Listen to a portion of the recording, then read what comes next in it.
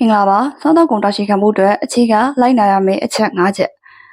စားသောက်ကုန်ကိုတာရှည်ခံခြင်းနဲ့ရှက်လိုက်တိုးခြင်းနဲ့ဆိုရင်အခြေခံအရေးကြီးတဲ့ဒီအချက်၅ချက်ကိုလိုက်နာရပါမယ်နံပါတ်1အနေနဲ့ moisture control ရေဓာတ်ထိန်းချုပ်မှုစားသောက်ကုန်မှာပါဝင်နေတဲ့ရေဓာတ်တွေများနေတယ်ဆိုလို့ရှိရင် micro တွေပေါက်လာနိုင်တယ် micro တွေပေါက်လာတဲ့အခါကျရင်သူ့ရဲ့နောက်ဆက်တွဲမှာ bacteria တွေမိုးတွေဖြစ်လာနိုင်တဲ့အတွက်ကြောင့်မလို့ဒီ moisture ကိုထိန်းချုပ်ရပါမယ် moisture ထိန်းချုပ်တဲ့နည်းလမ်းတွေဆိုလို့ရှိရင်တော့ drying အခြောက်ခံစနစ်တွေပါတယ်။နောက်စား sugar addition ပေါ့နော်စားတွေတကြားတွေထပ်ပေါင်းထည့်တာမျိုးတွေပေါ့နော်ဒီလိုမျိုးတွေလည်းပါတယ်။နောက်တစ်ချက်ကကျတော့ water activity ကို short ချတာဒါကတော့ water activity short ချတာဆိုရင်တော့ဒါကျွမ်းကျင်တဲ့သူတွေ food scientific တွေကတော့ short ချနိုင်တယ်ပေါ့နော်။နံပါတ်1အနေနဲ့ temperature control အပူချိန်ထိန်းချုပ်ရပါမယ်။အပူချိန်မြင့်တက်လာတဲ့အခါကျရင် bacteria တွေပိုတက်တာမြန်တယ်။ဒါကြောင့်မို့လို့ cold storage နဲ့သိမ်းနိုင်နေဆိုရင်တော့သိမ်းပေါ့နော်တကယ်လို့ကိုက cold storage နဲ့မသိမ်းနိုင်ဘူးဆိုရင်ကိုယ့်ရဲ့ room temperature က60 degree နဲ့60 degree ရဲ့အောက်မှာရှိရပါမယ်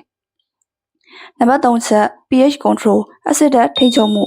acid ဓာတ်တွေထိန်းချုပ်ရမယ် acid ဓာတ်တွေထိန်းချုပ်နိုင်ဖို့နည်းလမ်းတွေကကြတော့ vinegar တွေဖြစ်မယ် vinegar နဲ့ပေါင်းစပ်ပြီးတော့ထိန်းချုပ်တာမျိုးတွေဖြစ်မယ် fermentation process တွေနဲ့ထိန်းချုပ်တာမျိုးတွေလည်းဖြစ်နိုင်တယ်ဥပမာဆိုလို့ရှင်တော့အချင်းပေါက်ထားတဲ့အစားအစာတွေလိုမျိုးပေါ့နော်နံပါတ်4ချက် packaging system ထုတ်ပိုးနည်းစနစ်ဒီ packaging system တော့ဒါအရေးကြီးဆုံးပါပဲ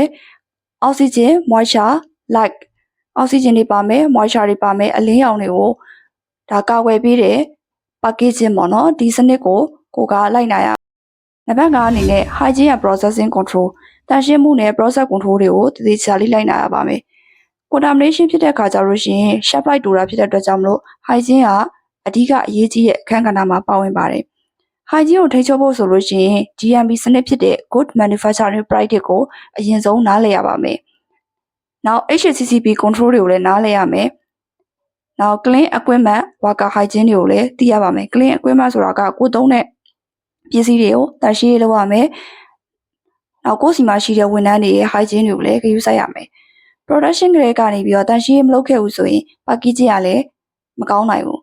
။ဒါကြောင့်မလို့ shelf life တွေကိုတာရှည်ခံခြင်းနဲ့ဆိုရင်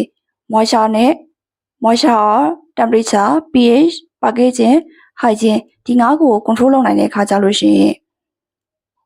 shelf life ကတာရှည်ခံမှာဖြစ်ပါတယ်။ shelf life တာရှည်ခံဖို့နည်းစနစ်တွေကိုအသေးစိတ်ထပ်သိချင်တယ်ဆိုရင်တော့ Food Science မှာဖွင့်နေတဲ့ shelf life and packaging သင်တန်းကိုလာရောက်တက်ရောက်နိုင်ပါတယ်ကျေးဇူးအများကြီးတင်ပါတယ်